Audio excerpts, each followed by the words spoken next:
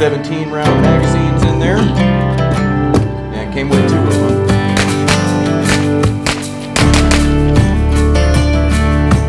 Call this Masters Grill. Right.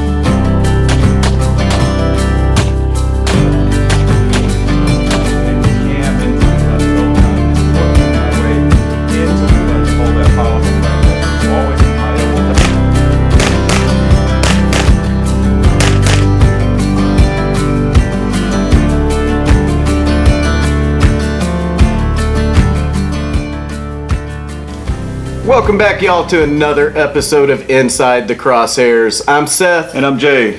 And we've got one of my prized possessions for you today. This is the Smith & Wesson Model 66. The 6-shot 357 or 38 special. And this one was my granddaddy's. He left to me. And, oh man. If you know anything about the Smith & Wesson wheel guns, I mean, they've been carried by every law enforcement, all over the place. This one, this Model 66, came out in the 50s, and it just exploded on the scene. Precursor to the 686. And man, it is just a beautifully shooting gun. Now, it is an external firing pin, so it's actually in the hammer, so we're not going to dry fire this one, but we'll get it out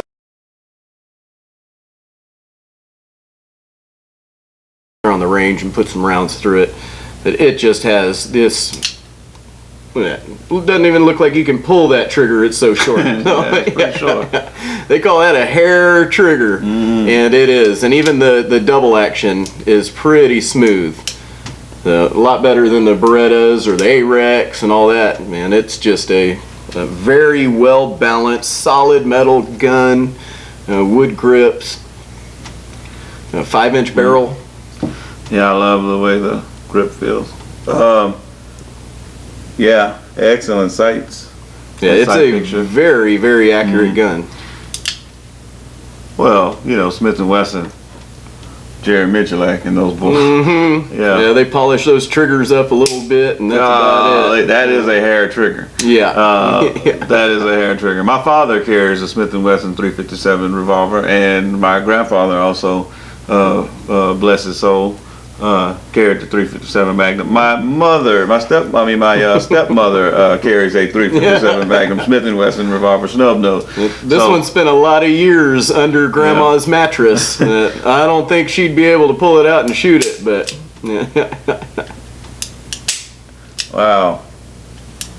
So double action is not bad. It's real smooth. I mean, predictable. This single action though. Let's see here. And didn't I say we weren't going to dry fire that because of the external firing pin? You did, but I can't help myself. One more. All right, one more. Let's see. And the reason we say that, guys, is a little bit of dry fire doesn't hurt it, but over long term, when you do it a lot, you can wear down that external firing pin. So a lot of your classic guns, you can actually have misfires in the long term once that firing pin has been worn down a little bit. Great time for snap caps, but no, a little bit of dry fire doesn't hurt one. 5-inch barrel. Believe so. Adjustable sights in the rear. And fixed front sight. Is this fiber optic or something? It's not fiber optic. It's just a plastic insert in it. Because when they first came out in the 50s, it was just a metal sight on it. So I think somewhere in the 60s or 70s, when they were just massively used in law enforcement, they added that more kind of precision sight to it. Makes it a lot easier to see in low light and all. Golly, man, it's nice. It's nice. Got your serrations up here for anti-glare. Wood grips got better checkering, that's sad, than some of these newer polymer guns. I'm telling you, it's perfect. I mean, it's just perfect enough to bite into everything. I mean, and then they balance it out beautifully in the back here. I mean, just a beautiful gun. It's just beautiful. But that's what, I'm not shocked. That's what Smith & Wesson is. That's what they do. That's what they're known for. There's a reason they haven't really changed in almost 100 years. Yeah, so. And the weight of the gun to me is beautifully balanced. It's a little top heavy, but for a 357 Magnum, when you get to shooting it, I just have a feeling it's just gonna be perfect. It's gonna be perfect. So, love also the serrations that they put back here on the hammer. Also on the wheel release right here. Perfect. Everything is positioned perfectly. Everything is smooth. There's no rough spots also on it. That it's been deburred and the corners are all done right. It's beautiful. The last thing I want to talk to you guys about this, and one of the things I don't like about certain revolvers that come out is the hammer extending back here to the grip, and every time you shoot it, it like bam and slams. It'll slam into the back of your finger. Pinch that meat right there. So really like that they measured that out really good. There you go. Thank you, brother. I'm sorry I had to get the dry fires out. I understand. This is a rare deal. So beautiful. As far as the single action, the double action goes, what would you put the weight at? Man, it's up there. What do you think? Like maybe 9 pounds? I would say around 8 to maybe 8 pounds, because it's really smooth. It's smooth. It's lighter than most. It's lighter than most. I'd say about 8 pounds. I can't even place the single action. I can't, because I can't. When I go to all right, how much it goes off. Yeah. This is the definition, and this is why some of you guys really need to get your experience up before touching. Because I can't. I'm gonna tell you right now. Me and Seth are very experienced shooters. I'm gonna ask him because he's been shooting longer than me. I can't place the trigger weight, because when I touch it, it goes off. So it's a hair trigger. So I don't know. That's way less than a pound. Yeah. It's maybe a pound. Maybe a pound on it. But no, it's. I doubt that. I doubt that that's a pound. Now you breathe on this trigger and it can go off when you I disagree with Seth. If anybody's got one of these 357 mags in Smith & Wesson, what model again? Model 66. Model 66. Please comment down below. This is less than a pound. I guarantee it. That's less than a pound. You're talking about that's a half a pound to 0.8 somewhere. That trigger's under a pound.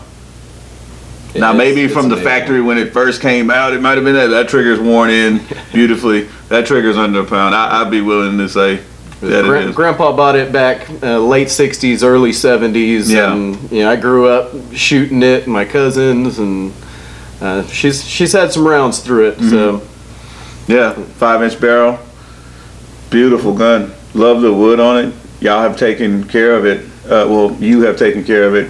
It was Pop was the old timer, so you just need one rifle and one pistol.